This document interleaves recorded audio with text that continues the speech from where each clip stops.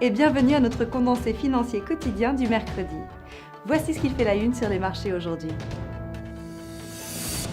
Les indices boursiers américains se sont échangés latéralement lundi car des résultats d'entreprises très divers sont arrivés.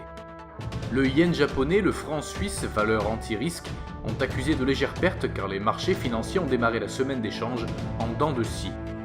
Les futurs sur le pétrole ont augmenté lundi après que des sources à l'OPEP ont déclaré que la production saoudienne de brut avait chuté de façon inattendue en juillet, faisant craindre pour l'offre mondiale de brut.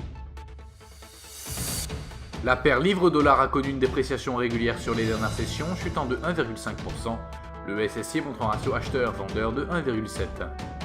La paire dollar-yen a perdu 0,1% sur la dernière session, le SSI montre un ratio acheteur-vendeur de 1,4. Le cours du pétrole brut a exécuté une correction mineure, gagnant 0,3% sur la dernière session, le SSI montre un ratio acheteur-vendeur de 1,2.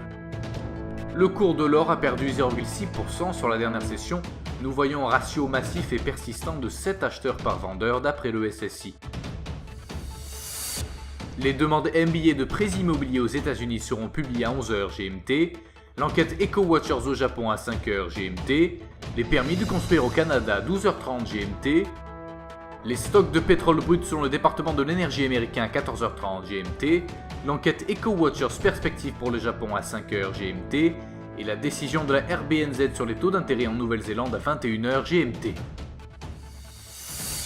Nous espérons que vous avez apprécié nos perspectives marchés de ce mercredi. Nous vous souhaitons, de la part de toute l'équipe, une journée productive sur les marchés. N'oubliez pas de vous connecter demain matin pour retrouver les dernières nouvelles et événements des marchés financiers.